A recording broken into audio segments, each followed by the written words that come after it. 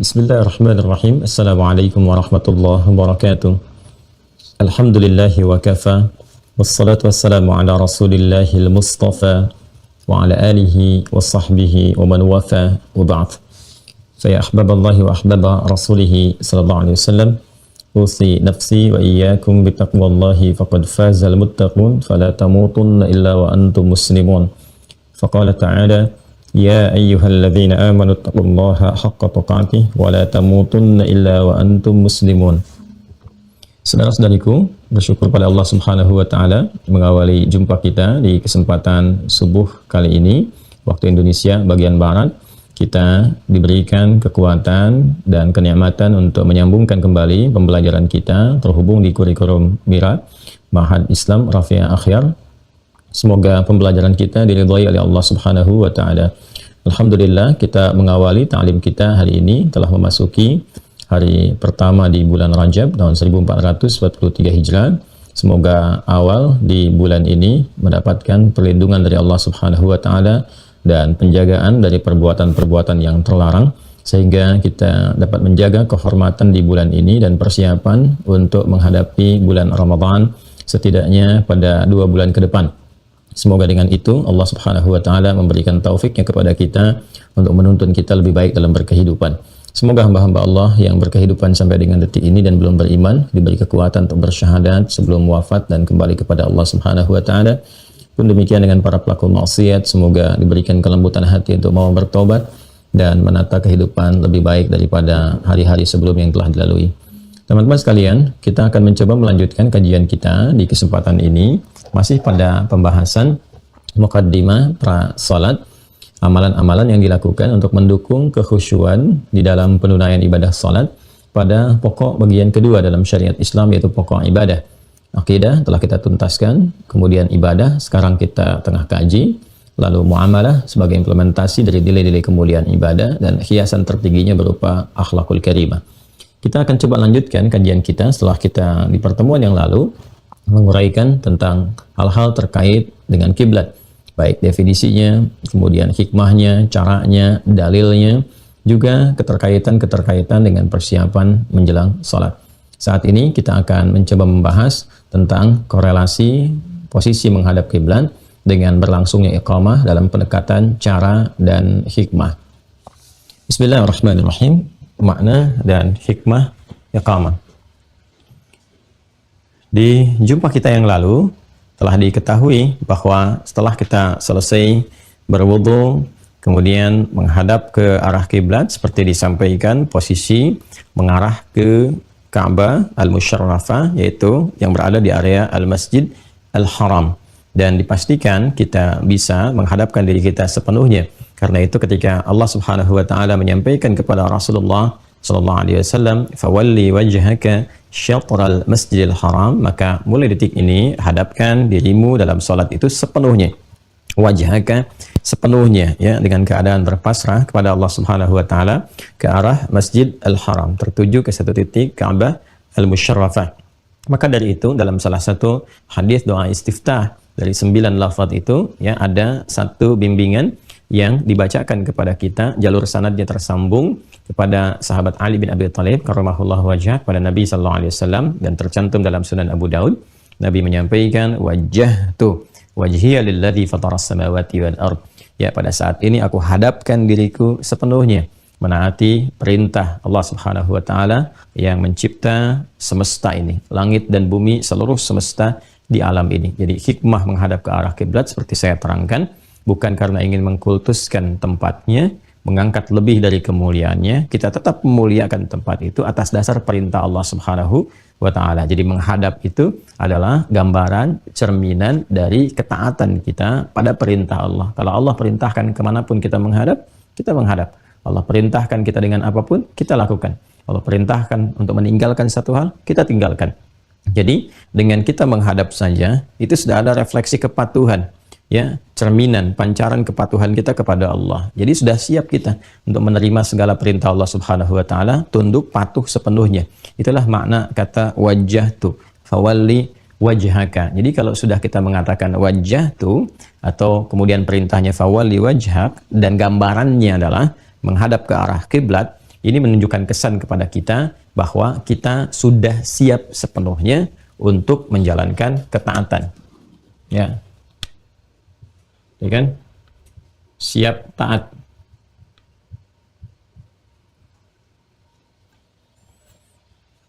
Nanti masih ingat teman-teman sekalian, kalau misalnya ada sikap berdiri sempurna, gitu kan? Ketika sikap berdiri sempurna itu dalam upacara, kan, upacara apapun yang dilakukan itu, khususnya di militer ya, dulu ada pramuka dan sebagainya.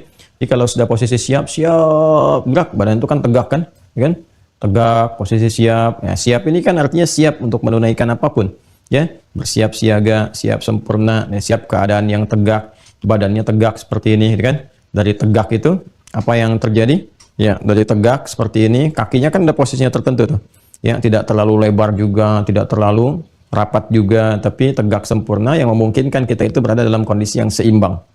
Nah, keadaan yang seimbang, yang tegak, yang siap mengerjakan apa yang diperintahkan, apakah lencang kanan, lencang kiri, itu kan, hadap kanan, hadap kiri, maju dan seterusnya, lari-lari kecil, itu keadaan yang sempurna, tegak, siap, kan, untuk mengerjakan sesuatu, itu disebut dengan qama yaqumu, ya, qiyaman. Ya, qama yaqumu. Dan qama yaqumu. Ya, posisi siap. Posisi siap, ini kan. Posisi siap untuk mengerjakan sesuatu dengan sempurna. Keadaan yang siap untuk mengerjakan sesuatu dengan sempurna, kan? Siap, tegak, sempurna. Itu qama yaqumu, ya. Nah, kalau kita ingin memberikan satu isyarat, kan? Isyarat yang memberikan kesan bahwa bersiaplah dengan sempurna, siap-siap untuk mengerjakan sesuatu dengan sempurna dan mengandung unsur usaha, kesungguhan, keseriusan, berusaha untuk menyiapkan diri sepenuhnya, tegak bersikap sempurna untuk mengerjakan sesuatu yang diperintahkan, dengan membangun ketaatan dalam konteks ini, ya, itu disebut dengan aqama, tambahkan hamzah depannya. Aqama yuqimu. Yuqimu. Aqama, ya. Nah, jadi bisa dibedakan ya. Kalau yang pertama ini menunjuk pada keadaan atau posisi yang sudah siap, sempurna untuk membangun satu ketaatan, ya, siap, patuh, gitu kan? Siap mengerjakan sesuatu. Perintahnya apa nih? Ya, jadi kalau komandan misalnya sudah mengatakan siap, gerak, siap, gitu kan? Nah, perintahnya apa nih dalam posisi siap ini? Diminta apa? Nah, itu keadaannya sudah qama yaqumu, kan? Nah, isyarat untuk menyiapkan diri itu menghadirkan unsur kesungguhan, keseriusan, usaha yang sungguh-sungguh untuk menyiapkan diri, diberikan isyaratnya, itu derivasi katanya berubah dari kata qama jadi aqama yuqimu, menyiapkan diri, menegakkan diri dengan sempurna. Nah, sifat dari sini, sifat karakter yang memberikan isyarat untuk bersiap menegakkan diri, mengerjakan sesuatu, menerima apapun yang diperintahkan, diinstruksikan, ya, itu sifatnya, keadaannya, isyaratnya disebut dengan iqamah. Iqamah. Iqamah. Ini kata kerjanya, ya kan? Ini kata bendanya, ini verbnya, fi'ilnya, aqama yuqimu, ini nounnya, ya, isimnya.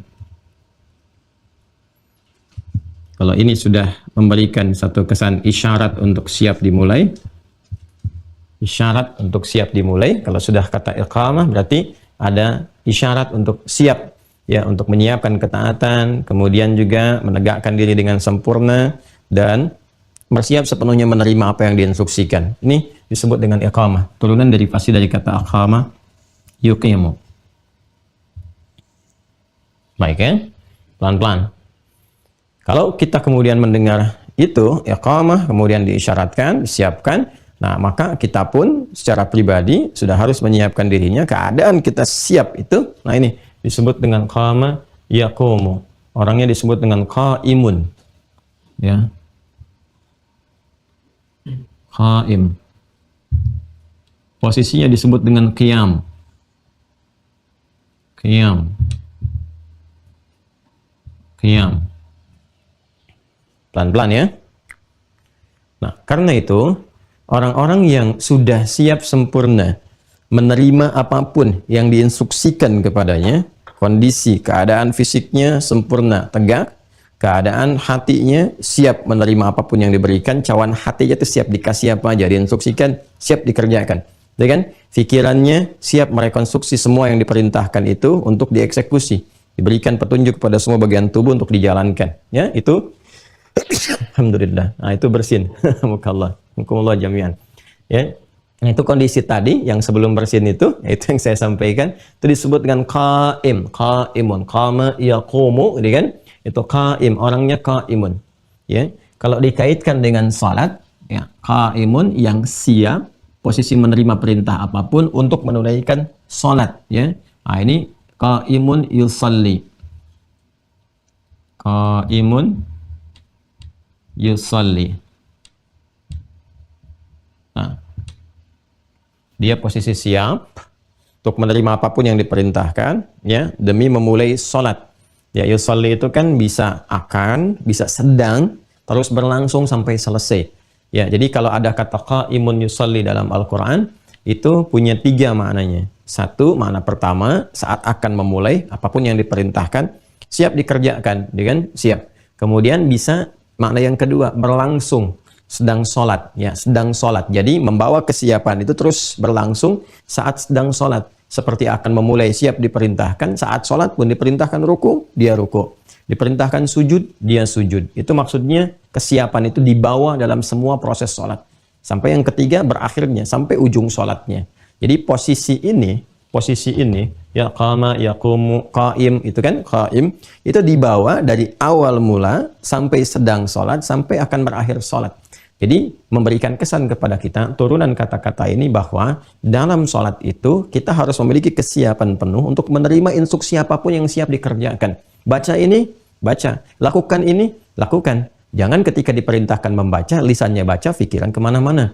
Jangan ketika diperintahkan yang lain ruku, ini masih berdiri, gitu kan? Nah, jadi ini kondisinya, ini mahal sekali. Kelihatan sederhana tapi mahal. Kalau kita turunkan, teman-teman sekalian, ini misalnya di antara kata-kata ini di dalam Al-Quran yang memberikan langsung isyarat diksi yang berlangsung atau terhubung pada perintah Allah langsung atau keterangan dari Allah langsung. Misal, kata-kata qaimun yusalli misalnya ditemukan di Quran surah ketiga Ali Imran di ayat 39. Ini tentang kisah Nabi Zakaria alaihissalam. Fanadathul malaikatu wa huwa qa'imun yusalli fil mihrab anna Allah yubashshiruka bi Yahya. Hati-hati ya, ini materinya terlihat ringan, terlihat seperti biasa, tapi dampaknya sangat besar. Ternyata keadaan ini itu adalah support awal menuju kehusyuan yang diantara dampak pertamanya adalah mempercepat terkabulnya doa. Jadi sikap kita yang siap sepenuhnya menerima segala instruksi, perintah yang Allah berikan dengan segala bentuk ketaatan, siap taat, sami'na wa ata'na, siap patuh, diperintahkan ruku, ruku, perintahkan sujud, sujud, diperintahkan takbir, takbir. Sikap ini, kesungguhan, keseriusan dalam membangun ketaatan kepada Allah yang diwujudkan dalam bentuk diksi tadi, itu dampak pertamanya bisa mempercepat terkabulnya doa. Karena itu ketika Nabi Zakaria alaihissalam memohon kepada Allah, bahkan pada hal yang diduga mustahil dalam pandangan manusia secara klinis, secara medis, ini nggak memungkinkan. Ya, seorang perempuan, mohon maaf, divonis secara klinis, medis, monofos dan mandul untuk memiliki keturunan itu hal yang mustahil menurut pandangan manusia. Tapi bagi Allah tidak ada batas dalam pemberian. Dan menariknya, ketika hamba bersungguh-sungguh membangun ketaatan, ketawakalan, kepasrahan, memohon kepada Allah, dan siap taat dengan sempurna, melakukan apapun yang Allah perintahkan, maka feedback yang diberikan, perhatikan balasannya. Allah bahkan mengabulkan apa yang menurut manusia itu mustahil terjadi sepanjang hamba itu membutuhkannya. Maka ketika beliau menunaikan salat, Nabi Zakaria alaihissalam memohon kepada Allah dengan sikap ini, doanya baru disampaikan kepada Allah, sikapnya baru dibangun di awal-awal berdiri dalam sholat, kan? Sikapnya baru dibangun, berdoa kepada Allah, seketika dikabulkan. Belum menunggu sholatnya selesai. Ya, di ayat 38 itu kan doanya. Hunalika da'a Zakaria rabbah, qala rabbi habli min ladunka dzurriyyatan thayyibah innaka sami'ud du'a. Nah, itu dipanjatkan dengan sikap ini, qaimu yusalli fil mihrab. Tahu dari mana? Di ayat 39. Ya, fanadathul malaikatu wa huwa qaimun yusalli. Ini mahal sekali ya, mahal sekali. Anda mungkin sulit menemukan ini di beberapa buku gitu. Kita harus coba gali dulu. Karena itu fokus betul-betul pada ini dan nanti praktekkan ya setiap di kesempatan salat. Fanadathul malaikatu, maka malaikat turun kemudian, ya kan? Menyeru Nabi Zakaria dan menyampaikan kabar gembira, berita baiknya. Annallaha yubashshiruka bi Yahya. Allah kasih kabar gembira, kamu akan punya anak, gitu kan? Bahkan namanya diberikan oleh Allah langsung, Yahya. Apresiasi tertinggi, namanya pun Allah berikan. Yang mustahil menurut manusia, lahir dari rahim seorang perempuan yang divonis secara klinis dan medis nggak mungkin memiliki keturunan. Kata Allah, tidak ada yang tidak mungkin, tidak ada yang mustahil. Allah memberi tanpa batas. Yahya hidup dan hidup dia. Kapan itu terjadi? Wa huwa qaimun yusalli. Fanadathul malaikatu wa huwa qaimun yusalli. Jadi sikap ketaatan ini, kesungguhan, keseriusan yang dibawa dalam menunaikan salat, sikap taat, ini manfaat pertamanya, feedback pertamanya, ya kan? Ini bisa mempercepat terkabulnya doa. Mempercepat terkabul doa. Dan salat itu esensinya kan doa. Karena itu di awal jumpa kita, saya pernah menyampaikan di kitab-kitab fikih, ya kan? Salat itu dimaknai dengan doa. As-salatu lughatan ad-du'a. Salat menurut bahasa itu adalah doa. Tapi kenapa diksinya dipilih kata salat tidak langsung dengan kata doa? Untuk memberikan kesan konektivitas yang kuat, ketersambungan kepada Allah. Jadi kalau doanya ingin dikabul, sambungkan sepenuhnya dari kita. Nah, sikap membangun ketersambungan itu, konektivitas itu, sehingga terdapat silah hubungan kuat kita, terkoneksikan kita dengan Allah. Lain rasanya kan, ada feel kita. Ya, kita merasakan, punya rasa, ada feeling kita. Jadi begitu kita bermohon, ada getaran dalam jiwa kita itu. Beda ke suara lain. Ke dalam getaran ke jiwa itu menggerakkan suasana batin kita, fisik kita, ya kan? Untuk terkoneksikan dengan baik. Nah, keadaan itulah yang awalnya dibangun dengan sifat ini. Ya, turunan qama yaqumu. Karena itu kata-kata qama ini dan turunannya ketika mula dipraktekkan, itu seringkali mengawali awal-awal fase menuju salat. Bahkan dalam wudhu, seperti pernah kita bahas. Di Quran surah yang kelima itu, Al-Ma'idah, di ayat yang ke-6, Ya ayyuhalladzina amanu idza qumtum ila shalah. Kan ini qumtum itu dari sini, dari fasenya. Ya, qama kalau diteruskan fi'il madhinya kan, ya qama, ya kan? Kemudian qama untuk dua orang, qamat untuk dia. Tapi untuk Anda, kumta. Saya kumtu, kita kumna. Kalian kumtum. Nabi ketika mengajari Khalad bin Rafi Az-Zurairqi, Nabi katakan, "Idza qumta ila shalah." Kalau kamu ingin menyiapkan diri bersikap sempurna dalam salat, kerjakan seperti ini, seperti ini, seperti ini. Posisinya sendiri, posisinya, ini kan orangnya kan, posisinya sendiri yang sudah siap, tegak, sempurna, baik, itu disebut dengan ini, qiyam. Ya, ini ditemukan contohnya di Quran, surah ke-4 An-Nisa, ayat 103. فَإِذَا قَضَيْتُمُ الصَّلَاةَ فَاذْكُرُوا اللَّهَ قِيَامًا وَقُعُودًا وَعَلَى جُنُوبِكُمْ. Jika Anda telah tuntas mengerjakan salat, maka berzikirlah kepada Allah Subhanahu wa taala. Ya, mana zikir itu banyak, kalimat thayyibah, dan di antaranya salat.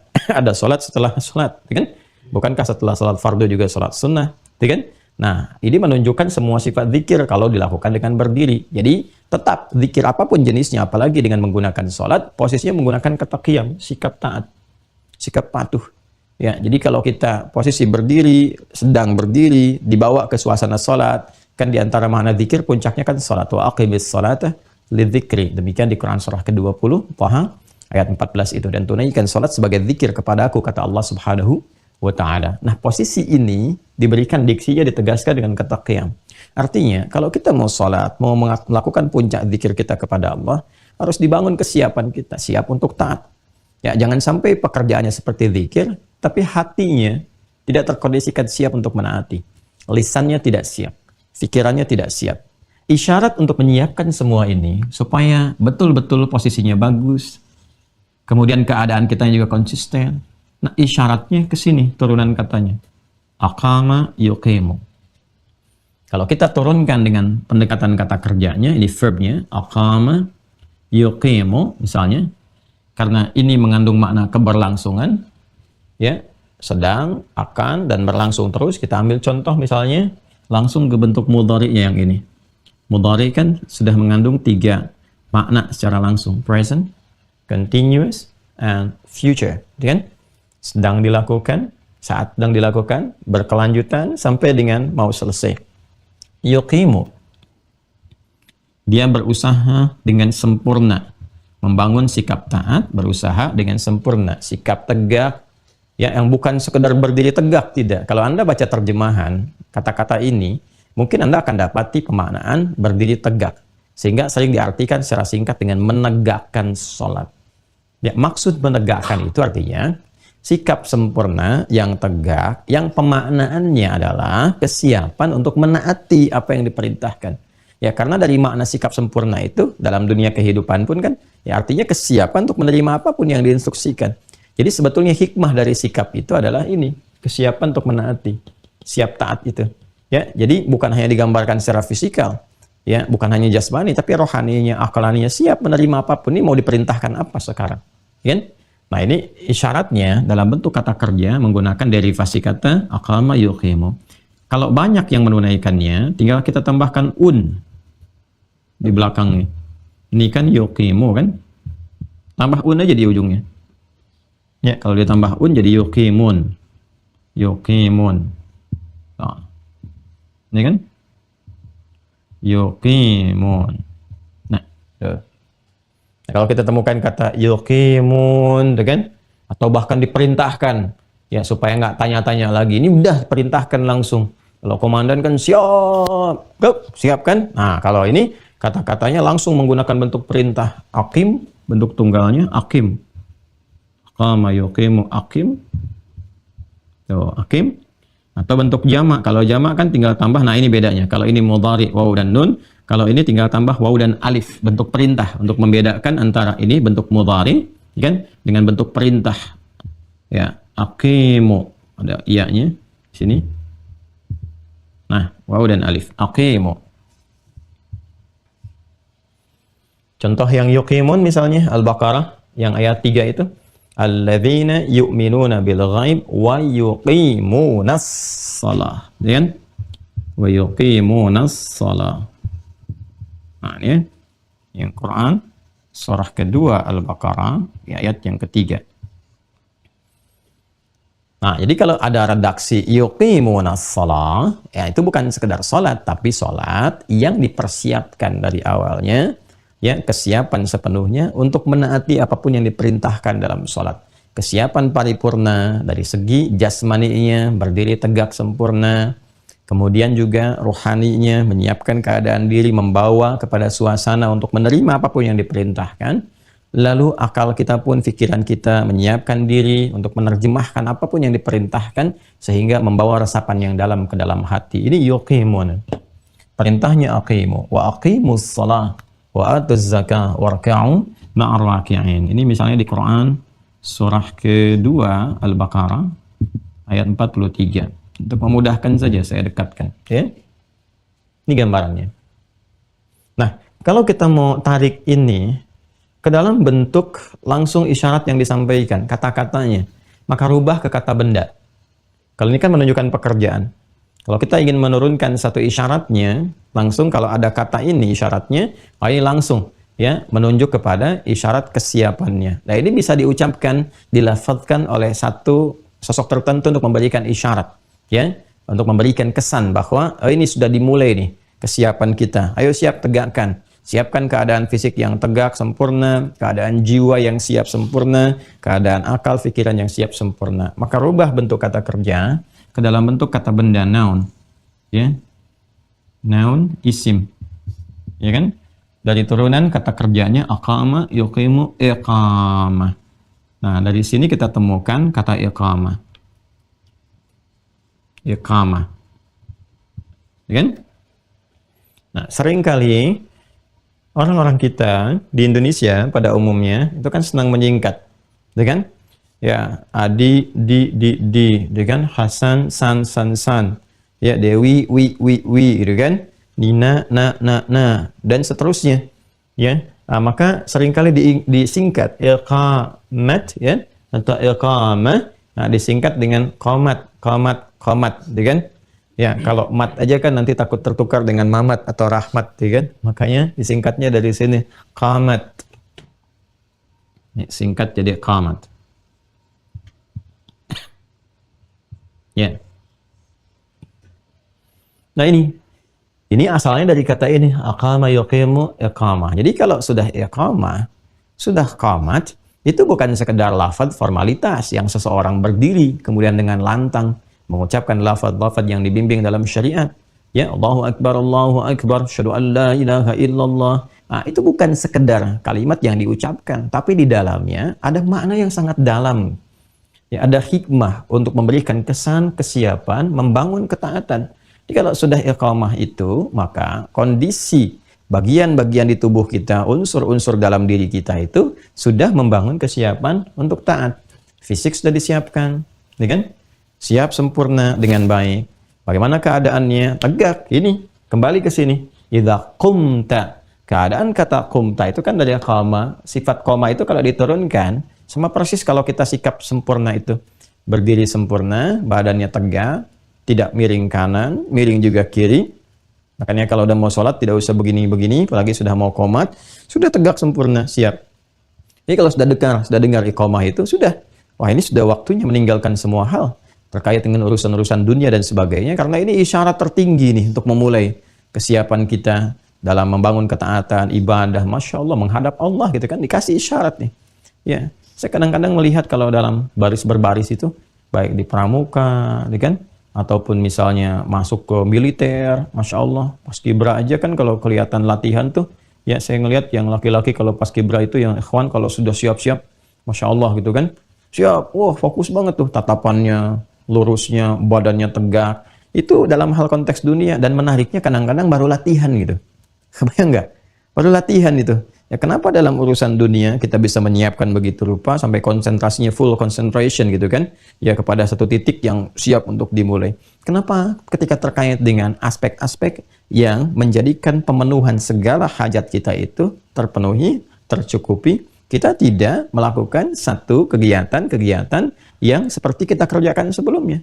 Membangun fokus, kekuatan, menghadirkan kehusyuan, kan? Kita ini dibutuhkan itu. Nah, jadi mulai badannya tegak, sempurna, ya badan tegak. Kemudian kaki juga posisinya, ingat sikap sempurna aja. Tidak terlalu rapat. Kalau kita misalnya turunkan ini, ya kamera mas tolong, ya adminnya, coba sorotkan ke kaki. Nah ini ya, tidak terlalu begini tuh. Tuh, rapat begini.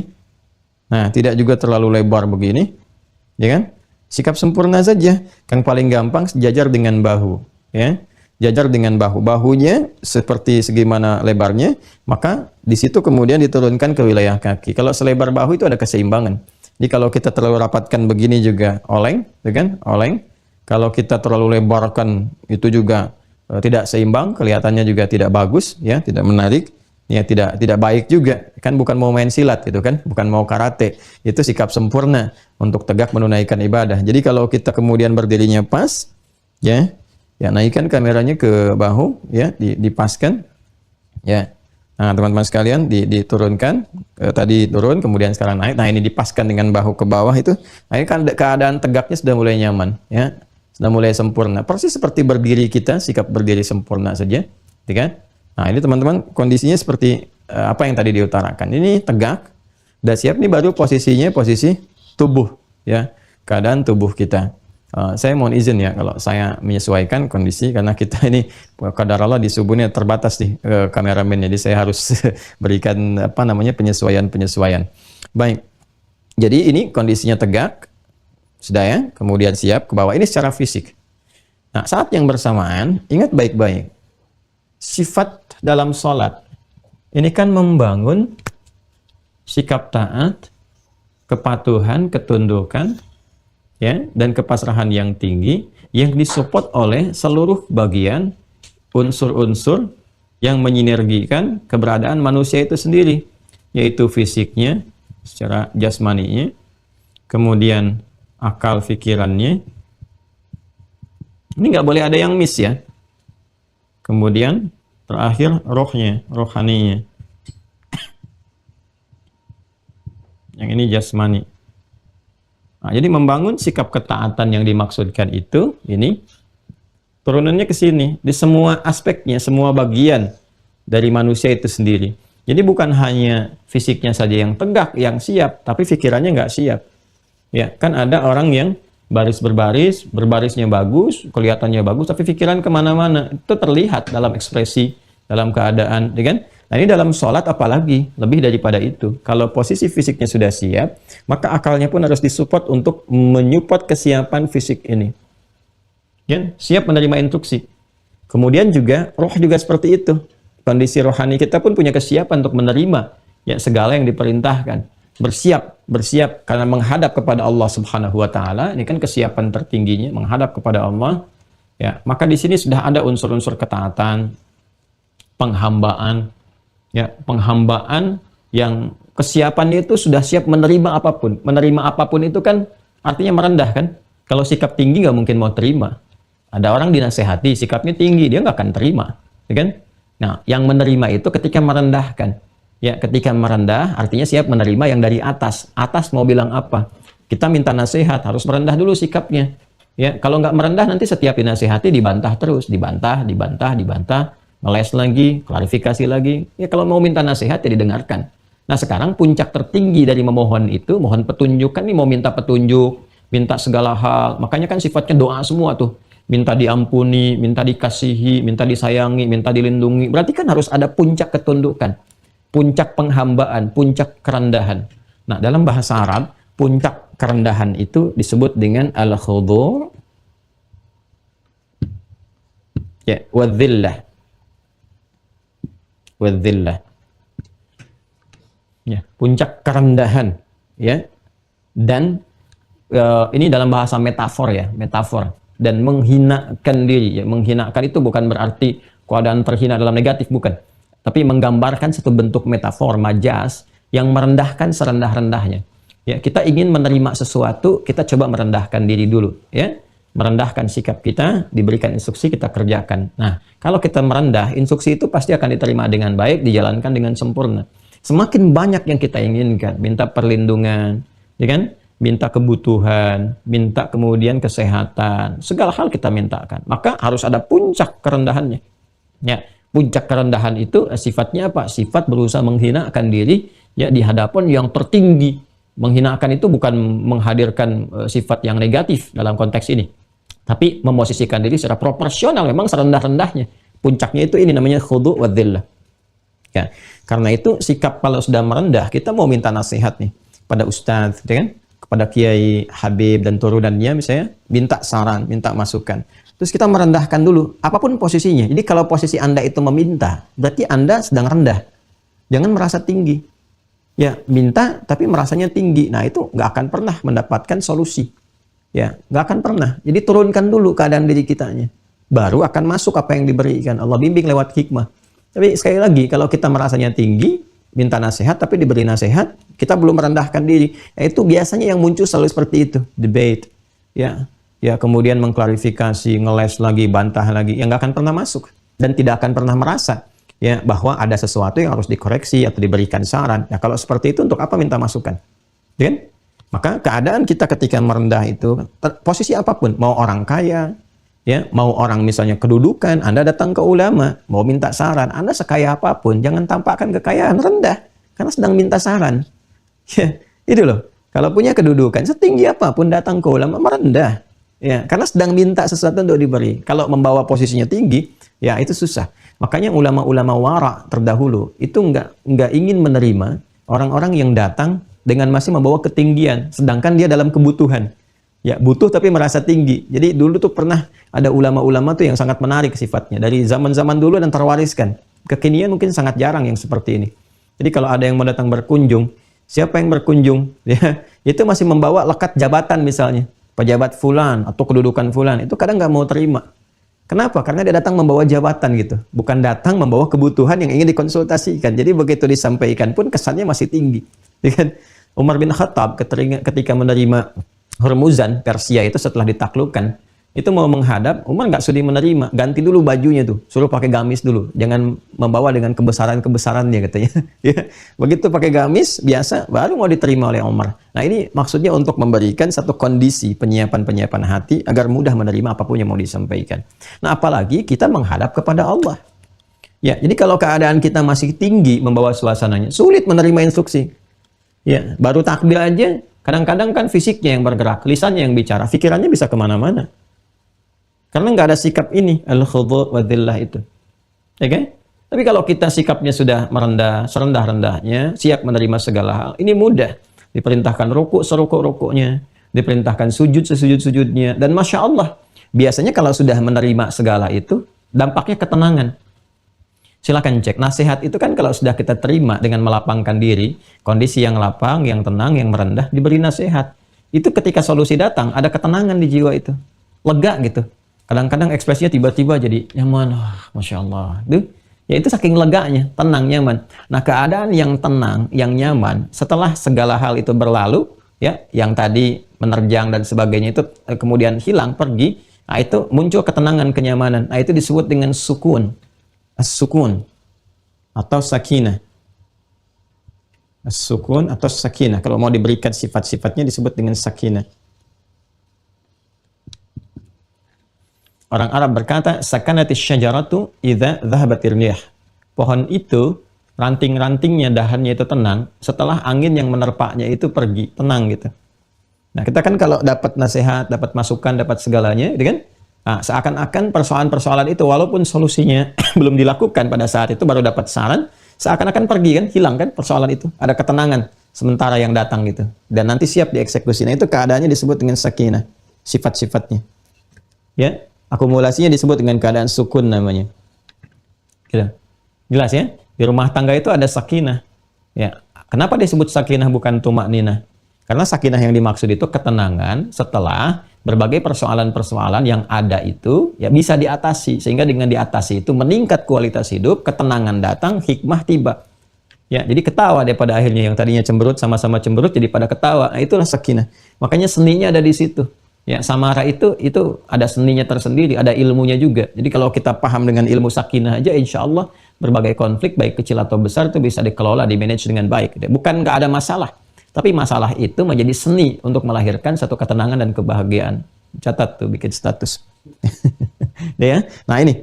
Nah, perpaduan antara sifat khudu', dhillah yang melahirkan sukun atau sakinah. Ini kalau digabungkan disebut khusyuk namanya.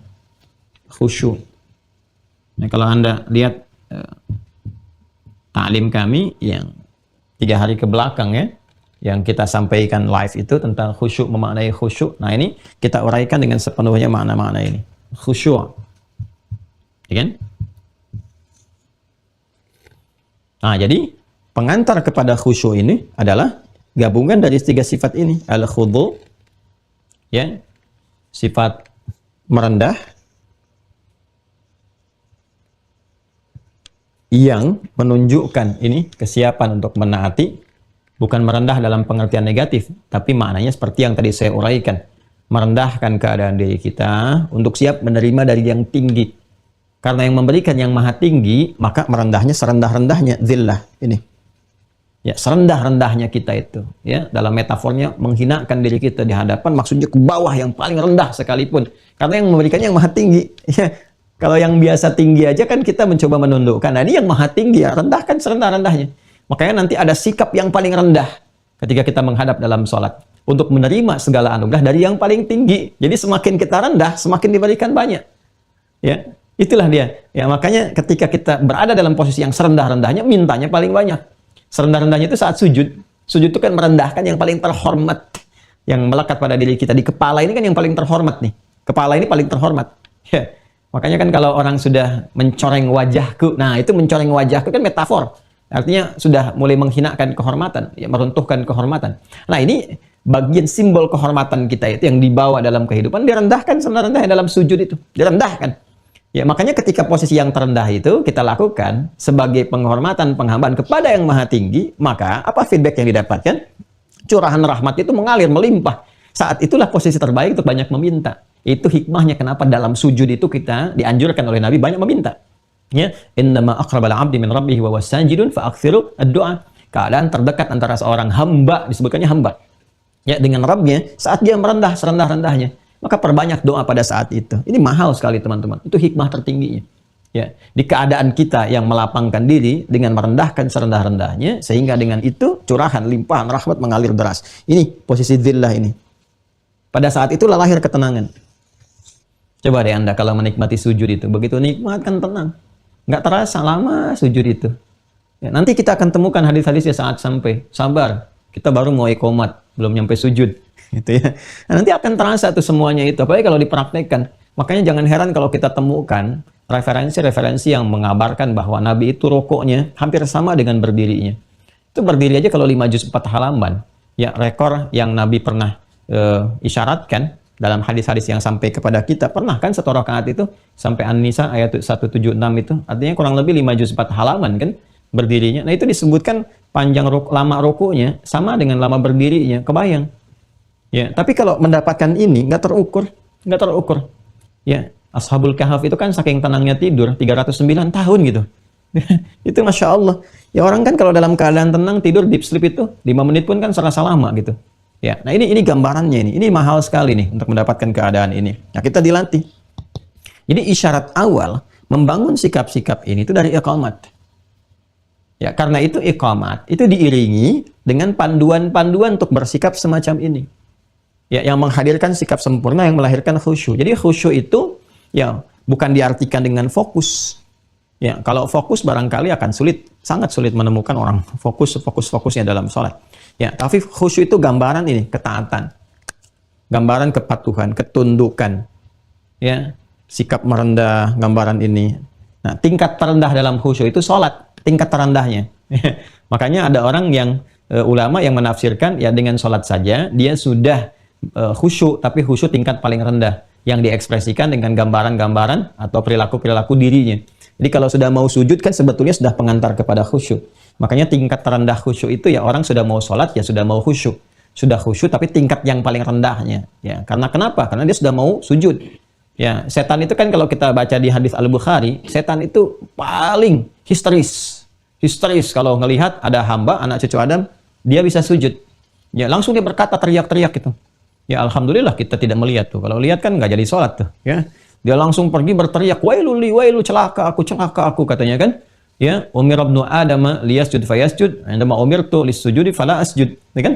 Celaka aku. Bahasanya kurang lebih demikian di hadis itu. Anak Adam diperintahkan sujud, dia sujud. Aku dulu diperintahkan sujud, aku nggak sujud.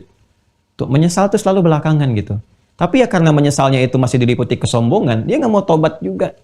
Tuh, dengerin setan tuh. Setan kan denger ini sekarang tuh. Ya, saya ceramah itu dengar itu. Ya, padahal kan setan itu dia sudah menyesal tapi nggak tobat karena sombong. Ini saya ceramah begini aja tetap setannya masih menggoda juga karena sombong.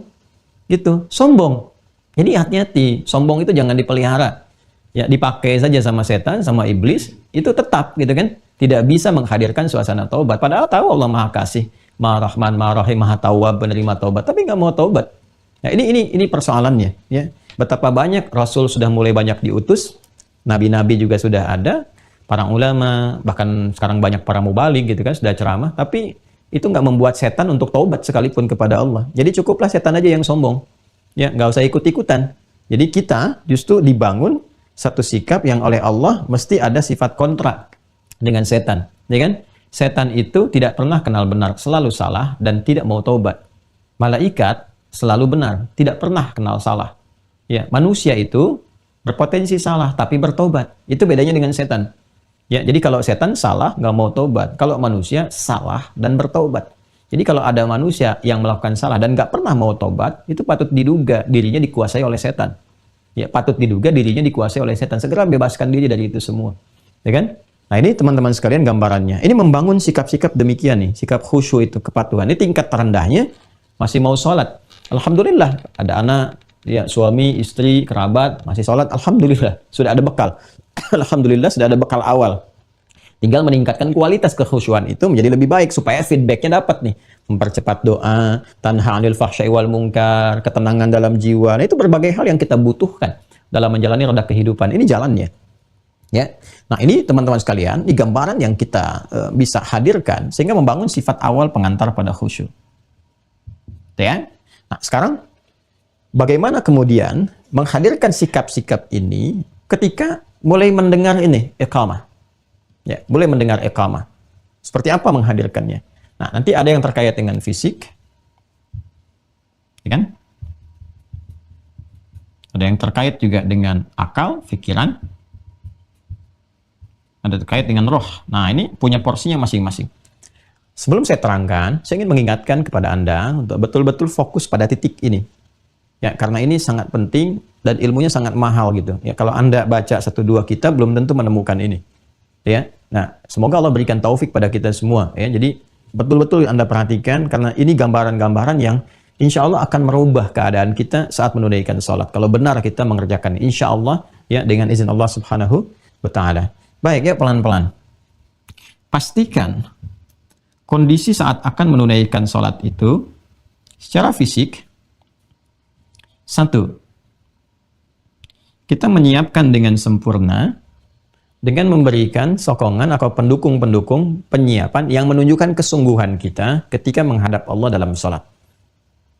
Baik, langsung saja. Quran surah ke-7, di kondisi pertamanya. Pastikan ini terjadi ya. Quran surah 7, ayat 31. Ya bani Adam, khudhu zinatakum 'inda kulli masjid. Ada ayatnya? Hei anak cucu Adam, Allah langsung menyampaikan, kenakan perangkat terbaikmu.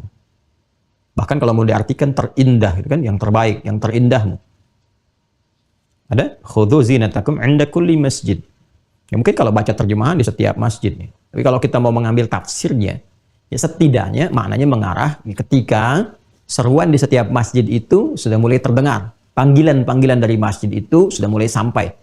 Ya, panggilan-panggilan dari masjid itu kan adzan, Allahu Akbar, Allahu Akbar.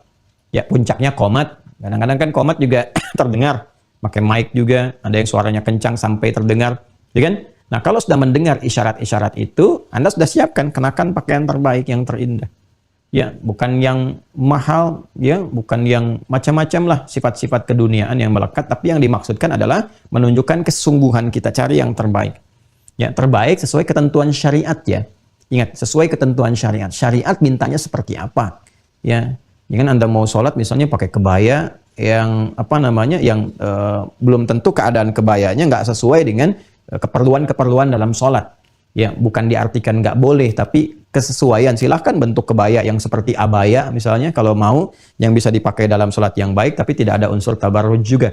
Ya, berlebih-lebihan. Di Indonesia, alhamdulillah sudah ada mukena dan sebagainya. Makanya orang Arab, itu ada berapa fase atau berapa lama yang Allah izinkan berada di negara-negara Arab itu rata-rata kagum dengan orang Indonesia itu. Ya, Indonesia, Malaysia, kan tidak jauh berbeda itu culture-nya itu kan. Jadi kalau datang tuh sudah pakai mukena, jadi kelihatannya putih semua, gitu, masya Allah gitu, kelihatan bagus. Nah, saya kalau ketemu orang Arab tuh Indonesia selalu kesannya kalau sedang sholat di ibadah tuh, masya Allah, masya Allah, masya Allah, karena semua kelihatan gitu. Nah, ini penampilan itu juga memberikan kesan pada kesungguhan dan kekhusyuan. Ya, jadi dari awal kita yang laki-laki, saya, Anda, kita yang laki-laki siapkan pakaian terbaiknya. Ya, dan ini sudah normal, secara logika pun dipahami. Anda diundang oleh pimpinan dan mengenakan pakaian terbaik. Sekarang diundang oleh yang maha menguasai segala hal. Ya, raja diraja dari segalanya, Malik Yaumiddin, jangankan alam semesta, semua sampai kehidupan berlangsung, berakhir, kembali lagi, suasana akhirat, Allah yang menguasainya. Maka mengenakan perangkat terbaik, pakaian, mengenakan perangkat-perangkat yang menunjukkan, mensupport pada kebaikan dan kesungguhan itu pengantar awal pada kekhusyuan. Ya, kalau tidak percaya silahkan saja rasakan. Ada aura yang berbeda gitu kan. Ya, ada rasa yang tidak sama ketika sholat hanya menggunakan perangkat-perangkat sekadarnya. Taruhlah ada yang menggunakan kaos saja, hanya sekedar yang penting nutup aurat gitu kan. Nah, itu udah kelihatan kalau sudah ada kata-kata begitu, pakai rasanya lain kok saat dipakai sholat itu. Ya, atau Anda mengenakan mukena misalnya yang ya taruhlah sudah tidak dicuci berapa lama waktu dan sebagainya, walaupun tidak terlihat ada najis dan seterusnya, tapi ketika digunakan beda kan, kalau mengenakan pakaian yang bersih, yang rapih, laki-laki gunakan wangian yang sewajarnya dan seterusnya, itu rasanya beda, sensasinya tidak sama. Nah, itu pengantar kepada kekhusyuan. Ya, makanya semakin tinggi kualitas sholat yang ditunaikan, seperti Jumat misalnya, itu kan beda tuh. Ya, perintah-perintah yang mengiringinya. Bahkan Nabi katakan mandi dulu, kan seperti mandinya engkau janabah, pakai kemudian pakaian terbaik, pakai wewangian. Lain, ambil saf pertama, keadaannya akan nikmat itu. Beda dengan nunggu-nunggu khatib naik ke atas mimbar, dengan terpaksa jalan berkeringat, pakaian masih melekat, dengan pakai kaos, dan macam-macam. Suasana khutbahnya juga terasanya beda. Penerimaannya tuh iya aja, iya tuh ngangguk gini sambil matanya merem, iya aja, ya. Tapi tidak merasakan kenikmatan khusyuk dan sebagainya. Ya, tahu-tahu udah mau qomat berdiri kan, dan tidak siap sholatnya udah mulai kesemutan gitu. Nah ini gambaran yang saya tampilkan satu, sikap fisik untuk penyiapannya itu ini. Pertama ini, kenakan pakaian perangkat terbaik, menunjukkan kesungguhan, ya. Dan yang kedua, ini, menyiapkan kondisi keadaan tubuh kita secara paripurna dalam menghadap kiblat itu. Ya sudah, artinya kalau sudah iqamah, Allahu Akbar, ya sudah tadi, wudhu sudah selesai, pakaian sudah baik, ya sudah sikap sempurna. Sikap sempurna itu bukan kaku, bukan begini saja, tidak. Maksudnya sudah, tepikan yang lain-lain. Ngobrol sudah tidak ada lagi kanan kiri. Handphone sudah mati gitu kan, udah nggak dibawa dalam sholat. Udah nggak ada lagi kegiatan-kegiatan yang dikerjakan, mengondisikan keadaan fisik kita sepenuhnya, ya bersiap untuk sholat saja. Itu yang dimaksudkan dengan fawalli wajhaka. Ini kan keadaan diri kita sepenuhnya, hadapkan sepenuhnya. Makanya ketika kita bertakbir Allahu Akbar itu kita mengucapkan nanti ya, imma kita membangun kehusyuan lewat penyesalan diri kita yang pernah berbuat maksiat, dan membangun ketaatan, meminta ampunan pada dosa-dosa yang dikerjakan dengan mengatakan misalnya Allahumma ba'id, atau kita membangun komitmen sepenuhnya, mengarahkan pada suasana kehusyuannya dengan mengatakan wajjahtu. Artinya kalau itu udah komitmen betul-betul. Ya, maka kedua itu kondisi fisik ini yang sepenuhnya bersiap untuk menunaikan ibadah sholat yang sempurna dilakukan mengarah ke kiblat. Ya. Jadi sudah tidak ada obrolan, ya sudah tidak ada diskusi dengan yang lain, dan nggak ada colek-colekan, dan sebagainya. Apalagi urusan dunia udah tepikan. Ya, jangan sudah iqamat Allahu Akbar, masih ngobrol juga. Yang dirapat masih di bawah juga. Ya, dan nggak usah diskusi masalah imam. Siapa imamnya nih? Tahu panjang nggak ya? Nah udah, udah fokus aja. Nah ini sikap sempurna yang diiringi dengan pendukung-pendukung yang ada dari pakaian, dari macam-macam, dan sudah siap. Ini nanti rasakan sendiri. Begitu iqamat dilakukan, Anda membangun sikap ini, sudah nggak peduli dengan lingkungan sekitaran, ngobrol macam-macam, tepikan, ngadep aja. Ya, udah khusyuk, ya khusyuk, menghadap sepenuhnya, tenang. Ya, ini gambarannya secara fisikal. Satu, ya. Kemudian yang kedua, terkait dengan pikiran. Pikiran itu kan perannya akal. Akal itu mengikat segala hal yang disambungkan oleh indera kita sebagai data awal yang menghadirkan satu informasi. Misalnya, indera untuk melihat mata kita. Ini apa yang dilihat? Nah, ini yang masuk pada akal kita. Ya, ini yang menyebabkan saat secara fisikal itu nggak usah tengok kanan, tengok kiri, dan sebagainya, supaya nanti akal kita nggak menyerap berbagai hal yang dipandang oleh mata itu. Lihat si fulan, terbayang ini itu masuk, jadi memori awal. Nah, itu yang dimanfaatkan oleh setan nantinya. Ya, setan itu kan, saya pernah katakan, di dalam sholat, itu ada setan khusus yang bertugas, namanya khinzib. Ada yang menyebut khanzab gitu kan, sama tulisan hurufnya, cuma harakatnya ada yang membaca khinzib, ada yang membaca khanzab. Dan peran dia, Nabi pernah sampaikan, ketika bertakbir, Anda, kita bertakbir, itu dia sudah memulai tugasnya. Fayaqulu syaitanu udhkur kadza. Maka dia mulai mengatakan, ya mulai dia memberikan satu isyarat, kemana? Ke sini nih, kefikirannya dulu.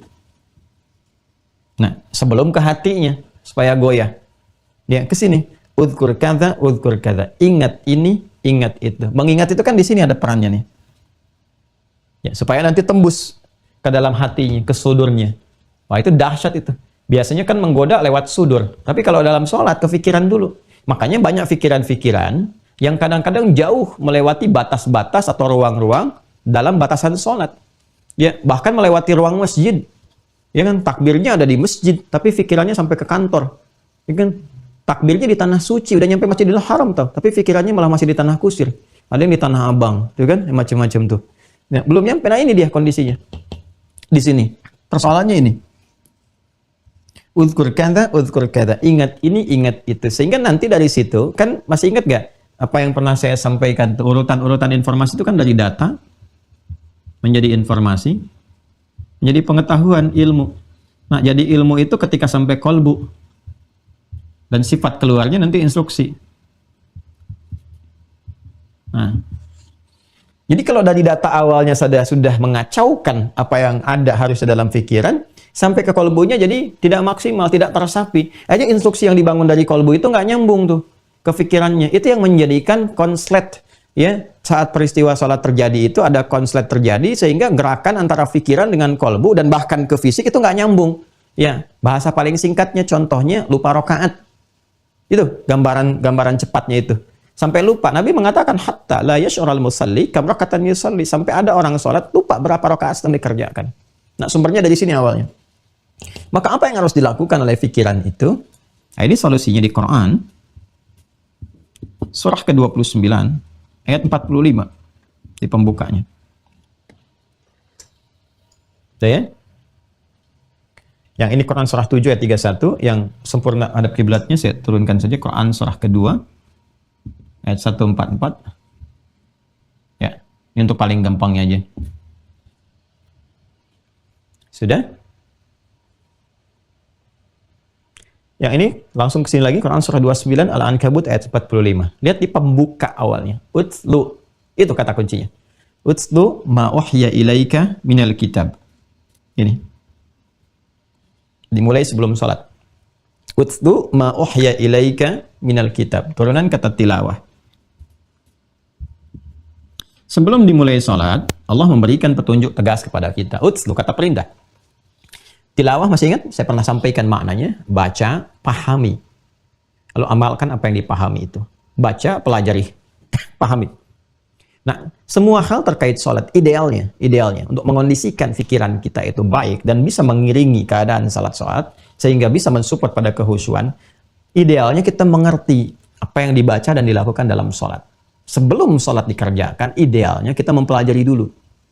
Kalau sekedar untuk menggugurkan formalitas kewajiban yang melekat dan mengantarkan pada tingkatan khusyuk yang paling rendah, yaitu sekedar sholat ditunaikan, tuntas, selesai, nggak ada masalah, babnya bukan ini. Tapi kalau motivasi kita ingin mendapatkan feedback ini, mempercepat terkabul doa, kemudian tadi ya yang pernah disampaikan manfaat-manfaat, merubah perilaku jadi lebih baik, menghadirkan ketenangan, ini mutlak diperlukan. Ya, jadi apa yang harus dilakukan? Harus dilakukan adalah kita mempelajari dulu, memahami. Dari mulai takbir, bacaan yang diucapkan Allahu Akbar, pikiran harus paham, harus mengerti itu.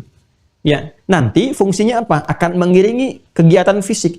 Jadi begitu fisik itu mengatakan Allahu Akbar, lisan mengatakan Allahu Akbar, pikiran mengiringi dengan menerjemahkan. Sehingga ikut di pemaknaan itu. Allahu Akbar, pikirannya langsung menerjemahkan Allah Maha Besar. Ketika pikiran menerjemahkan, konektivitas ini akan ke hati nyambung, ke rohnya. Roh ada di kalbu, roh merasakan. Ya, roh yang meresapi. Jadi kalau singkatnya begini, begitu Anda kemudian kita memulai, contoh ya dalam sholat, kan ini mengangkat nih, ya kan? Allahu Akbar, gitu kan? Nah ini kalau nanti kita masuk ke makna-makna, ya asrarus salat, ya terus makna-makna gerakan dan bacaan sholat, hikmahnya itu apa? Saya ambil cepat saja ya, misal, ambil gerakan pertama. Ini mengangkat ini ya. Ya, mengangkat seperti ini bukan sekedar mengangkat, tapi hikmahnya nanti menunjukkan kepasrahan, ketawakalan kepada Allah, kesiapan kita menghadap dengan sempurna, sekaligus menepikan semua yang tidak terkait dengan sholat ke belakang. Buang urusan dunia ke belakang. Ya, persoalan terbesar yang mengganggu kekhusyuan itu adalah ketika orang sholat, dunia masih di bawah. Maka buang semua urusan dunia ke belakang. Pasrahkan, hadapkan diri kita sepenuhnya untuk membangun ketaatan kepada Allah. Angkat, lisan mengucapkan Allahu Akbar. Pikiran menerjemahkan Allah Maha Besar, hati meresap. Ya Allah, aku mengikrarkan Engkau yang Maha Besar, yang Maha Agung. Ya, sedangkan aku bahkan sebelum sholat kadang-kadang membawa kebesaran dalam diriku, merasa lebih hebat di samping orang lain, merasa lebih tinggi dibandingkan dengan teman, ya, merasa lebih mulia dibandingkan dengan pasangan dan sebagainya. Lalu kita bertobat di situ. Makanya kalau pengantar awalnya sudah begini, ya, step berikutnya itu lebih khusyuk. Ketika Anda mengucapkan doa iftitah setelah takbir dengan suasana seperti ini, merasakan berbuat salah, gitu kan? Mengakui banyak kekurangan, katanya mengatakan Allah Maha Besar, tapi masih merasa besar dalam kehidupan. Sadar kita, karena sudah masuk ke hati, ada kesadaran dalam jiwa. Maka keluarlah selanjutnya, Allahumma ba'id baini wa baina khatayaya. Kalimat taubat. Wajjahtu wajhiya lilladzi fatara samawati wal ard. Kalimat kepasrahan. Itu kalau kalimat ini diawali dengan sifat-sifat keadaan tadi, kekhusyuan yang sudah hadir, itu beda rasanya. Beda. Itulah tilawah. Nah, inilah pentingnya kita mengaji. Ya kan? Jadi, kalau sholat seperti biasa, iya betul, gugur kewajiban. Tidak ada masalah, sah sholatnya. Sepanjang rukun terpenuhi. Syarat dikerjakan. Rukun dan syarat terpenuhi, sah sholat, selesai. Tapi kalau kita ingin melangkah kepada hal yang baru, yang menghadirkan semua manfaat-manfaat yang dijanjikan, maka ini masih terpenuhi. Ya. Baik ya. Nah, keadaan seperti ini, bagi orang yang ingin khusyuk mudah. Tapi bagi orang yang tidak ingin mendapatkan khusyuknya naik maksimal, itu terasa berat. Ya, makanya ketika Allah sampaikan sifat khusyuk ini, ketika akan dibangun sifat khusyuk, itu sholat itu ya akan terasa berat, kecuali bagi orang-orang yang memang ingin mendapatkan khusyuk. Tapi kalau sekedar hanya sholat biasa, untuk sholat saja, ini sempurna, selesai. Rukun dan syarat, tuntas. Ya, cuman kalau khusyuk ini nggak didapat, ini hanya sekedar menggugurkan kewajiban pun bisa malas-malasan. Ya, kenapa? Karena kenikmatan itu lahir dari ini. Ini yang dimaksudkan wasta'inu bis-sabri was-shalah wa innaha lakabiratun illa 'alal khashiyin. Salat itu bisa jadi berat ditunaikan kecuali bagi orang khusyuk. Jelas ya? Nah, ini keadaan sampai step yang kedua. Yang ketiga, terkait dengan roh, kolbu, yang tempatnya di kolbu, di nafas. Di kolbu itu kan puncak segala rasa. Ya, perasaan, tenang, gelisah, cinta, suka, duka, adanya dalam jiwa. Bawaan dari perasaan kita, dari rasa ini. Ya. Karena itu bahasa kolbu beda dengan bahasa akal. Orang kalau sudah nggak bisa diajak berdialog dengan akal, sentuh kolbunya. Sentuh kolbunya. Dan kolbu itu biasanya lebih sensitif. Ya, sentuhlah ia tepat di hatinya. Maka ia akan jadi milikmu untuk selamanya. Itu kan? Anak, pasangan, ya, kemudian juga ya diri kita dan sebagainya. Ini di kolbu dalam jiwanya. Nah, sentuhan kepada kolbu ini bahasanya berbeda dengan bahasa akal. Apalagi dengan bahasa-bahasa fisik, tidak. Dia lain dia. Ya, kita bicara dengan ibu itu beda. Ya, ibu itu yang mengandung, memberikan ASI. Maka setiap kalimat-kalimatnya itu bukan hanya sampai ke pikiran, itu langsung ke jiwa. Wajar kiranya anak-anak itu datang ke ibu untuk konsultasi, jarang ke ayah. Ya, karena ayah itu kalau diskusi biasanya lebih banyak kepada pikiran, mematangkan akal, mematangkan cara berpikir. Makanya di Al-Qur'an tuh banyak sekali informasi-informasi dialog anak dengan ayah itu untuk mematangkan sifat berpikir. Ismail alaihissalam dengan Ibrahim alaihissalam untuk mematangkan sifat berpikir. Ya bunayya inni ara fil manami anni adbahuka fanzur madza tara. Duhai nak, anakku sayang, aku lihat engkau dalam mimpi papa dan papa menyembelih kamu. Pendapatmu gimana? Kematangan berpikir. Ya. Nabi Yusuf alaihissalam dialog dengan ayahandanya Yaqub alaihissalam. Ya, wahai ayahanda, ya abati, saya melihat dalam mimpi saya, ya, ahada asyara kawkaba wasyamsa wal qamara ra'aituhum li sajidin. Aku melihat bahwa 11 gemintang, kemudian bulan dan matahari bersujud kepada bagaimana pendapat ayahanda. Dialog, kematangan akal. Ya, kematangan akal. Nah, tapi kalau dengan ibu, itu kematangan emosional. Makanya ibu tuh kalau ngasih nasihat, bicara, itu menghunjamnya ke jiwa. Anak tuh larinya ke ibunya. Untuk minta pendapat, kasih sayang, perlindungan, dan sebagainya. Itu ada rasa nggak terpisahkan. Makanya kalau anak diantar orang tua ke pesantren, itu yang baru melangkah pulang, itu yang nangis ibunya duluan. Bapak yang nenangkan. Itu kan tugasnya begitu biasanya. Ya, udah kompak tuh ngantar ke pesantren, siap. Ya, 3 hari sebelum berangkat masih merasakan. 2 hari mulai ada perasaan yang berbeda. Sehari pas mau berangkat mulai nangis. Apa-apa nanti aja ke pesantren tahun depan. Tidak, udah berangkat. Ya, dan nyampe pesantren mulai itu. Ya, pulang-pulang udah pengen nengok, padahal baru ngantar gitu. Itu biasa, itu ibu, nggak terpisahkan dalam suasana apa. Kenapa? Karena ada rahmat. Ya, dalam rasa, dalam jiwa. Nah, dalam sholat, kalau kita ingin menghadirkan puncak kehusyuan, maka ini kolbunya yang disentuh. Nah, Al-Quran sudah mengajarkan bagaimana cara menghadirkan sentuhan dalam jiwa sehingga perasaan itu tertaut sempurna dalam sholat saja. Tidak pada yang lain. Terbawa ke situ. Itu jawabannya nanti ada di Quran, surah kedua. Ayat ke-46. Ya, kita bersabar, saya tuntaskan sekarang ya, supaya selanjutnya kita sudah mulai bisa sholat. Gitu. Ini kan masih belum sholat ini. Ya, kita tuntaskan dulu di sini. Ya, ini ketika Allah Subhanahu wa Ta'ala menerangkan tentang kondisi khusyuk maksimal, ya, yang paripurna, ini memberikan sentuhan ke kalbunya dulu.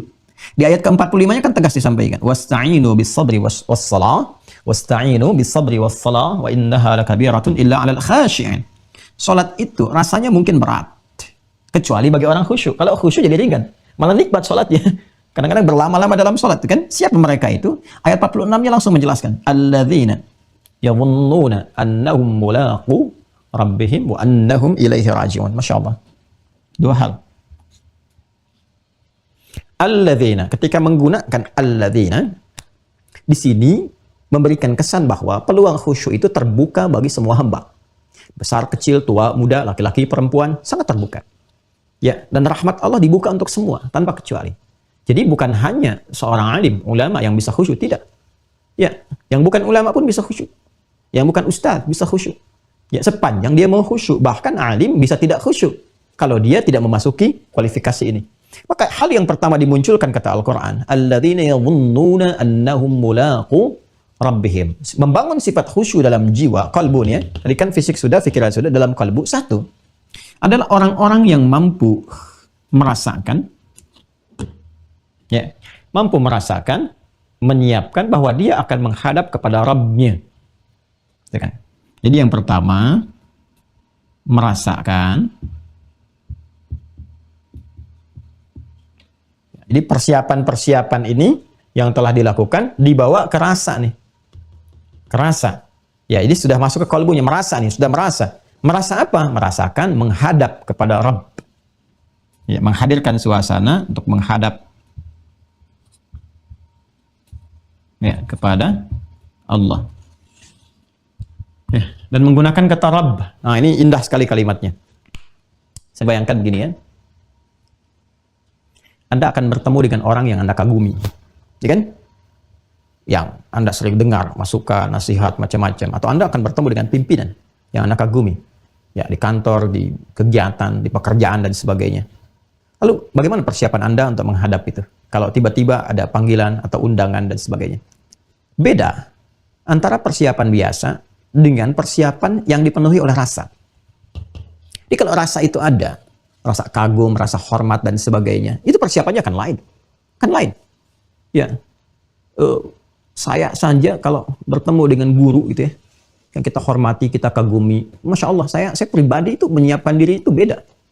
Ya, pakai pakaian tuh yang bukan hanya yang baik, tapi saya cari yang paling halal yang saya dapatkan, insya Allah halal gitu yang kita dapatkan. Tapi kita cari yang kayaknya yang perjuangannya itu paling baik, yang paling istimewa, paling bagus, dengan suasana yang baik. Kenapa? Saya mau menghadap guru saya. Jadi, pimpinan juga kalau ada di pekerjaan, institusi dan sebagainya, mau menghadap itu kan beda rasanya. Kalau ada rasa kagum, ya apalagi hormat yang kita tahu ini akan memberikan arahan dan sebagainya dari pimpinan itu, maka cara menghadapnya akan lain. Nah, ini Allah segalanya, maha segalanya. Allah maha segalanya. Dan diksi yang digunakan menggunakan kata Rabb. Rabb. Ya, Rabb. Masya Allah. Rabb ini kan puncak segala perhatian, pemberian, perawatan, dan sebagainya. Mengandung sifat rububiyah itu. Ya, mengabulkan doa. Makanya saat kita meminta kan menggunakan kata Rabb. Rabbana, Rabbana, Rabbana. Rabbana zalamna anfusana. Rabbana la tu'akhidna in nasina wa akhtana. Rabbana atina fid dunya hasanah fil akhirati hasanah wa qina adzabannar. Rabb, Rabb. Yang merawat semesta alam. Alhamdulillahi rabbil alamin. Yang kita memiliki perjanjian dan komitmen, alastu bi rabbikum qalu bala syahidna. Itu yang digunakan kata-kata itu. Supaya memberi kesan apa? Kata Allah itu, kamu sekarang akan menghadap kepada yang selama ini merawat kamu. Ya kan? Menyehatkan kamu, menyembuhkan kamu saat sakit. Mengabulkan apa yang mau kamu minta, memenuhi hajatmu. Nah, rasakan itu. Ini rasa, bukan fikirkan. Rasakan itu. Ya, kok bisa menghadap kepada manusia yang belum tentu mengabulkan hajat walaupun telah berdandan, persiapan begitu tinggi. Sekarang kepada yang telah menunggu Anda dan memberikan waktu Anda untuk menghadap, sehari itu bisa 5 kali, yang pokok itu pun diwajibkan harus menghadap supaya dikasih solusi. Selebihnya bebas. Di luar itu silahkan kapan aja minta. Di waktu duha silahkan, di malam hari tahajud silahkan. Itu menggunakan kata Rabb. Seharusnya kalau itu diterima dengan bahasa kolbu, itu sangat menyentuh kepada jiwa. Harusnya menyentuh kepada jiwa. Ini saya menghadap kepada yang telah memberikan segalanya untuk saya. Bahkan manggilnya pun luar biasa, ditegaskan dalam iqamah kan. Ya Allahu Akbar, syahadu an la ilaha illallah, syahadu anna Muhammadar Rasulullah. Syahadu an la ilaha illallah, syahadu anna Muhammadar Rasulullah. Itu kan komitmen pertama rububiyah kita dalam kandungan. Ya, yang Quran surah ke-7 ayat 172 itu. Wa idh akhadha rabbuka min bani adama min zuhurihim dzurriyyatahum wa asyhadahum syahadat ala anfusihim. Alastu bi rabbikum Rabb. Qalu bala syahidna. Makanya kalau orang sadar itu, merasakan dengan jiwanya sepenuhnya dan mendengar syahadu an la ilaha illallah, itu bisa dia terpaku. Ya. Kayak di penutup surat An-Naba itu, begitu di akhirat semua berbaris.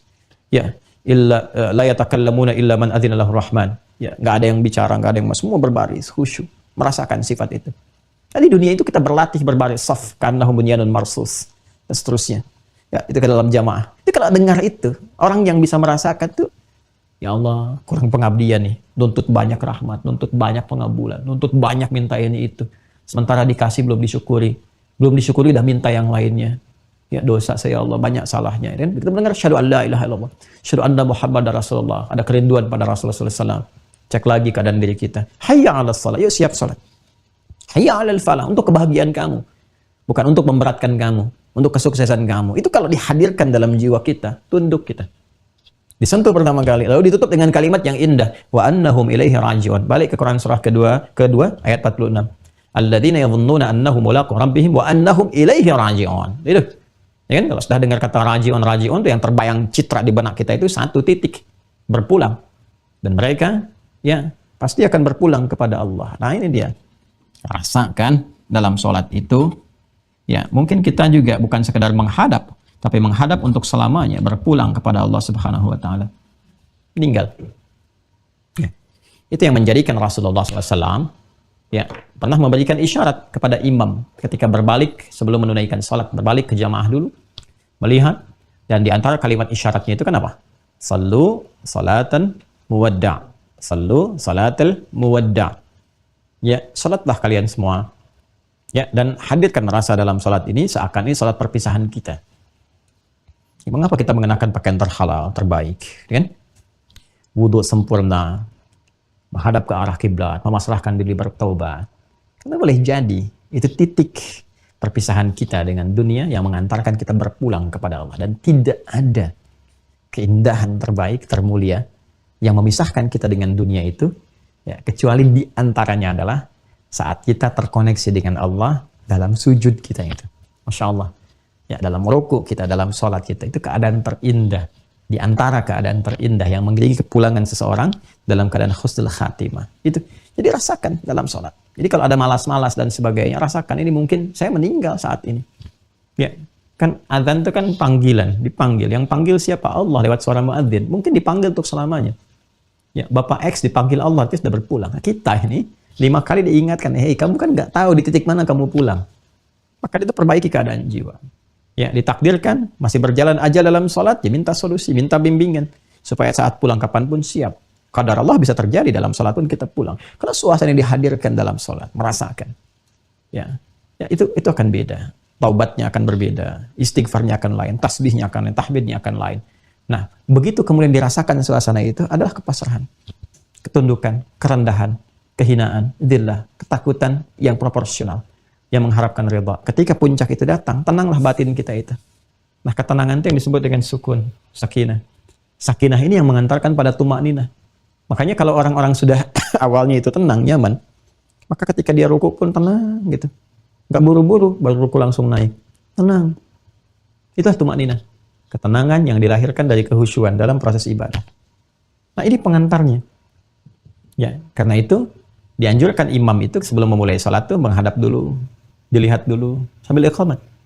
Ya, saya di Tripoli itu diajari oleh syekh-syekh kami itu ya pengajaran praktikal secara langsung. Ya, jadi ada syekh-syekh itu kalau sudah dimulai iqamat itu dia baris tuh, ya makmumnya baris, beliau jalan tuh. Lihat sudut kanan, sudut kiri. Kadang jalan, ngelihat, ya dirapikan ini. Kadang-kadang dirapikan tuh, gitu. Masya Allah itu, Masya Allah. Saya belajar banyak, semoga Allah rahmati ya para guru-guru itu. Ada biasanya yang sering melakukan itu ada Syekh Al-Hadi An-Nuwaisiri Ahmad itu, ya, khotib yang hebat, baik, ngajar akidah, ya, luar biasa, dan kelihatannya seperti tegas, tapi sayangnya luar biasa itu. Tuh kalau bicara khutbah itu kalau bawa suasana haru jamaah bisa nangis semua tuh. Kalau semangat semua itu luar biasa. Itu kalau ngimamin tuh, ya udah khutbah ngimamin jalan tuh ngelihat dulu. Ngelihat. Kalau kita belum pas posisi tubuhnya itu diluruskan oleh beliau. Luruskan. Lalu kaki dilihat tuh kan. Dan setelah itu disampaikan, saya ingat betul kalimat itu. Sallu salatan muwadda'. Ya, kalau udah siap, rapi, sembaris tuh, kita tuh udah mulai merasakan kenikmatan.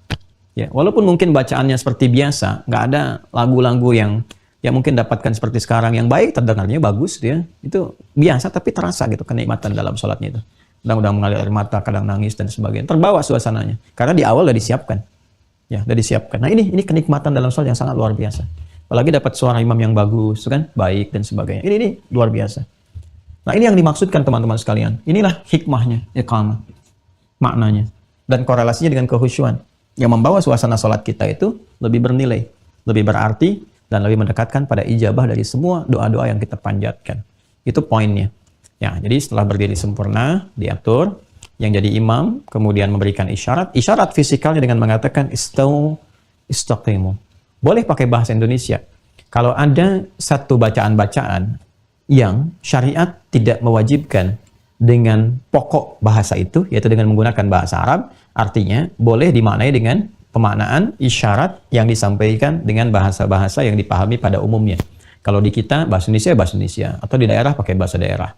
Sumatera pakai bahasa Sumatera, kan? Kalimantan pakai Kalimantan, di Sunda pakai Sunda, itu tidak ada masalah. Sepanjang syariat ya tidak menetapkan kewajibannya dengan berbahasa Arab. Seperti sholat, kalau sholat tidak boleh pakai terjemahan, harus pakai bahasa yang telah ditetapkan. Bahasanya Arab, lafadznya ada diatur semua. Karena ini bukan persoalan bahasa, ini persoalan doa.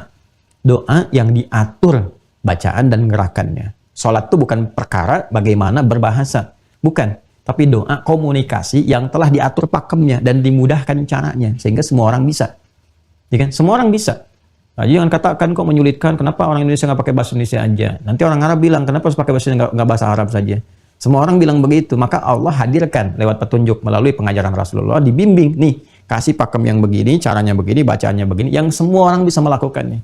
Makanya orang Indonesia bisa, orang Jepang bisa, Cina bisa, Amerika bisa, orang Arab bisa, semua bisa. Dan Masya Allah, sepanjang berusaha, bisa fasih, bisa sempurna. Nah ini, siapkan, istau, istaqimu, karena ini bahasanya maknawi, menggunakan isyarat, maka boleh menggunakan bahasa kita. Bapak Ibu tolong luruskan ya, safnya. Ya, luruskan, rapatkan dengan baik, rasakan, ya kita akan menghadap saat ini pada Allah Subhanahu wa Ta'ala, dan boleh jadi ini salat yang terakhir yang kita tunaikan. Karena itu mohon rasakan kehusyuan dalam jiwa kita. Berbalik deh, terus lihat siapa yang salat, supaya bisa memetakan surat apa yang dibaca sesuai dengan keadaan makmumnya. Itu yang demikian tuh nyaman. Ya, nyaman. Nah, tapi kalau adzan, iqamat, nggak boleh diterjemahkan bahasa pokoknya. Quran nggak boleh. Ya walaupun ada terjemahan, dibacanya tetap pakai bahasanya apa? Bahasa Arabnya. Ya, karena itu dalam pembicaraan kita pun menyebut surat-surat itu akan terangkat kemuliaan keistimewaannya dan pengaruh dari kata-kata itu ketika disebutkan dengan bahasa aslinya. Al-Baqarah, kesannya lain. Ada getaran ke jiwa. An-Nisa, Ali Imran, An-Namal, An-Nahl. Lain. Beda kalau Anda misalnya dengan teman bicara, sedang merajaah surat apa? Sapi betina. Kamu apa? Surat semut. Lain tuh. Jadi kejiwanya nggak ada sentuhan-sentuhan tersendiri. Nah ini bahasa sholat langsung menggunakan bahasa pokok pakemnya. Adzan demikian, Quran demikian. Tapi kalau di luar pakem-pakem itu, ya yang Nabi memberikan isyarat dengan bahasanya yang maknawi sifatnya, silahkan disampaikan dengan sifat yang memahamkan. Jelas ya?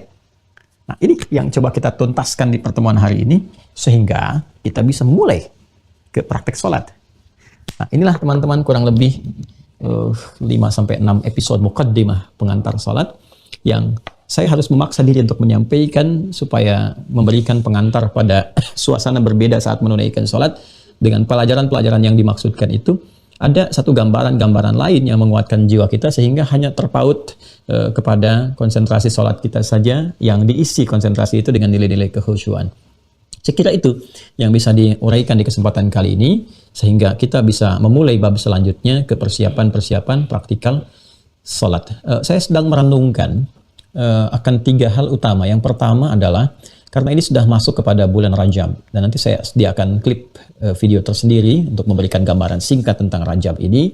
Tapi secara singkatnya adalah, selain ini adalah bulan pengantar evaluasi awal yang menyiapkan kondisi Ramadan kita, dan nanti puncak persiapannya masuk di bulan berikutnya Sya'ban, sehingga Ramadan itu bisa maksimal. Saya sedang merenungkan untuk bisa memulai pembahasan tentang bab-bab terkait Ramadan, dimulai dari Rajab, Sya'ban, dan mengikutinya, sehingga nanti bab terkait sholat ini saya akan pisahkan dengan video tersendiri yang disiapkan. Nah, sehingga pembekalannya barangkali akan lebih terasa menguat sesuai dengan keadaan dan kebutuhan-kebutuhan kita. Ini yang pertama. Kemudian yang kedua, penting untuk saya terangkan juga bagi teman-teman yang telah tergabung, tidak bosan saya ingatkan dengan Mira, diaktifkan akunnya, ya, supaya nanti hal-hal yang spesifik yang kira-kira bisa dibincangkan, diperdalam, dikuatkan sesuai kurikulum. Karena mengaji yang telah masuk ke sistem itu terkurikulum. Nah, saya tidak ingin kurikulum itu hanya selintas-selintas dipahami, tapi betul-betul dipahami dengan baik, ya, dengan sempurna insya Allah, dan bisa dipraktekkan. Nah, itu tidak memungkinkan kecuali dilakukan pengayaan, kan, dikirimkan beberapa referensi, dicek pemahaman, sampai terakhir nanti saya akan mengonfirmasi. Ya, misal dari kitab nanti ada yang Anda juga bisa pegang, nanti Anda baca, saya simak sehingga benar bacaan dan sebagainya. Ya, itu juga terjadi nanti, ya, termasuk di mungkin perangkat-perangkat offline dari yang telah kita siapkan. Dan yang kedua, masih di poin yang kedua, bagi teman-teman yang berniat untuk bergabung, nah, masuk ke Wah Corner itu untuk mendapatkan paket Anda yang Anda butuhkan. Di pembelajaran Mira sendiri tidak ada sedikit pun biaya yang kami mintakan, bahkan Zoom dan sebagainya juga kita tanggung sepanjang kita bisa menanggungnya. Tapi kalau ada sesuatu yang kiranya bisa berjamaah, saya akan sampaikan peluangnya, kayak bangun pesantren dan yang lainnya, ya. Tapi untuk ini izinkan diawali kami yang mempersiapkan saja dulu, ya. Tapi untuk paket, karena kebutuhan Anda menulis dan sebagainya, dan kita dari situ bisa perbanyak juga aspek-aspek yang lain, Anda masuk ke Wah Corner, dapatkan paketnya, tapi jangan keliru, itu ada paket Mira, ada e-book. E-book itu nanti kumpulan bacaan-bacaan berupa buku, tapi bukan terkait dengan Mira. Nah, ini ada yang kadang-kadang mau daftar Mira, yang didapatkannya e-booknya, sedangkan sistemnya itu sudah terkoneksi. Jadi kalau Anda masuk ke Mira, itu langsung masuk ke sistem Mira, ke pendaftaran, ke nomor, ke registrasi. Tapi kalau Anda ke e-book, Anda nggak akan masuk ke sistem Mira. Jadi dapatnya paket buku saja gitu.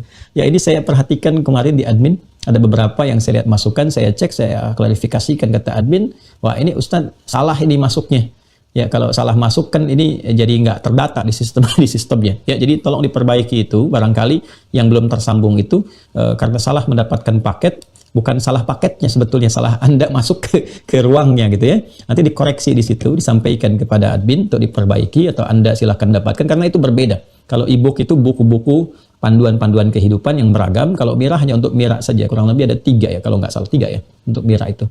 Nah, ini hanya tinggal, saya lihat kemarin 200 ya, tinggal 200, mungkin sekarang sudah berkurang. Jadi kalau sudah selesai, ya kita akan tutup sehingga fokus kepada yang 10.000 dulu, dan saya akan support untuk aktifkan akun, mungkin via Zoom. Yang umum nanti kita kembali ke materi-materi umum untuk dikaji, yang tafsir juga dengan pendekatan-pendekatan kontekstual yang sedang kita kaji. Ini gambaran yang kedua. Yang ketiga, yang terakhir, teman-teman sekalian, insya Allah di Ramadan, bersamaan tahun ini, insya Allah tuh April ya sekitaran itu, nah ini mungkin sudah selesai yang tahap pertama untuk yang tingkat SD itu, ya, dan di situ ada perangkat aula juga, mungkin nanti beberapa waktu sebelum digunakan anak-anak belajar juga, itu nanti Anda yang offline-nya bisa kita undang sesuai dengan kapasitas terbatas di situ.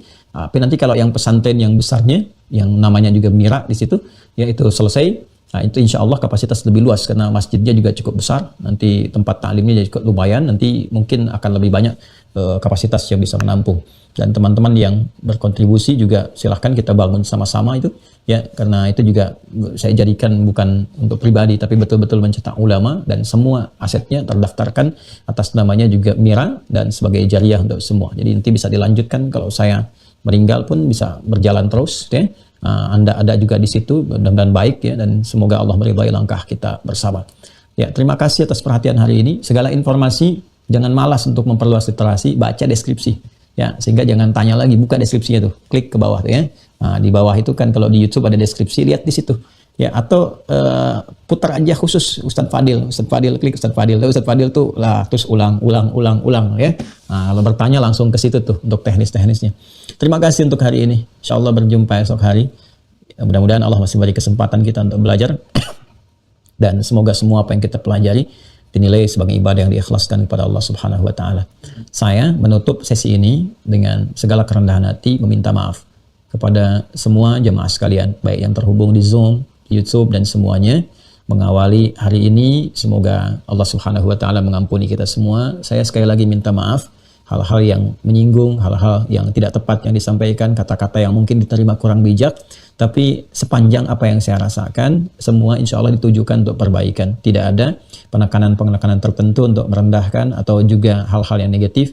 Semua niat-niat yang kami tujukan dirasakan sepenuhnya, dirasa untuk berusaha memperbaiki. Kalau caranya kurang tepat, mohon dimaafkan. Ya, kalau tidak berkenan, mohon juga dilapangkan. Dan semua kita pada akhirnya akan kembali kepada Allah yang Maha menentukan. Allahumma taqabbal minna innaka antas sami'ul alim wa tub 'alaina innaka antat tawwabur rahim. Allahumma tubna ilaika ya Allah, tubna ilaika taubatan anta ta'lamu جهدنا يا أرحم الراحمين في التوبة. أنت تعلم سرنا يا الله يا أرحم الراحمين وعلانيتنا وعلانيتنا يا رب العالمين. ربنا آتنا في الدنيا حسنة وفي الآخرة حسنة وقنا عذاب النار. اللهم بارك لنا يا الله في كل أمورنا وفي عمرنا وفي كل أشهرنا وشهورنا وأيامنا. بارك لنا في رجب هذا يا الله، وبارك لنا في شعبان الذي يا أرحم الراحمين. اللهم بارك لنا في رمضاننا وبلغنا رمضاننا يا أرحم الراحمين برحمتك ورضاك يا رب العالمين. وصلى الله على سيدنا محمد وعلى آله وصحبه أجمعين. سبحانك اللهم وبحمدك نشهد أن لا إله إلا أنت نستغفرك ونتوب إليك. وآخر دعوانا الحمد لله رب العالمين. السلام عليكم ورحمة الله وبركاته.